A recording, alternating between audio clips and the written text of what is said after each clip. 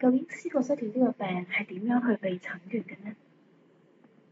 其實思覺失調主要係由精神科醫生去作出診斷嘅，其他嘅專業人士，例如臨床心理學家、社工等，都可以作出初步判斷，並轉介同埋協助患者同埋佢嘅屋企人嘅。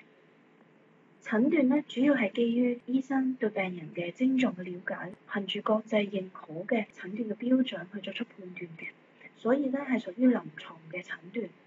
評估嘅過程呢，可能包括深入咁去了解病人同埋家人相關嘅個人資料同埋嗰個病歷。現時呢，國際認可嘅診斷嘅標準呢，包括咗有 DSM-5 精神疾病診斷同埋統計手冊第5版。其實呢一個版本呢係比較新嘅，係2013年剛剛出嘅。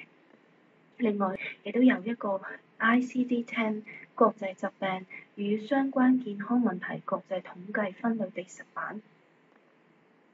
喺香港嘅醫管局其實有一個專為第一次患有思覺失調病嘅患者所專門設立嘅一個服務，叫做 Easy 懷疑嘅個案，同埋佢嘅家人啦，甚至乎佢哋嘅老師、朋友同埋社工咧，都可以致電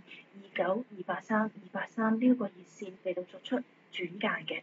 適合嘅個案就會好快咁去被安排接受精神科醫生嘅檢查判斷同埋係需要嘅治療嘅。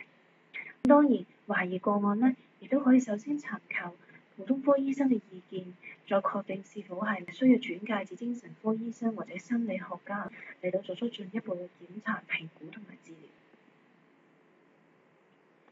一般嚟講啦，專業人員都會喺一個保密嘅情況底下，向懷疑患有思覺失調嘅案主、佢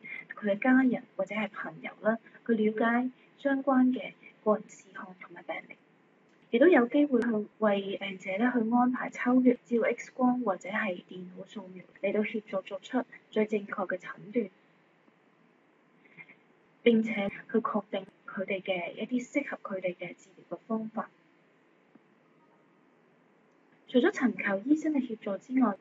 病者同埋佢家人咧，亦都可以透過其他渠道去了解求助嘅方法。如果遇到一啲情況非常之緊急或者好嚴重嘅情況底下咧，患者同埋家人亦都可以選擇直接去到急症室去求助。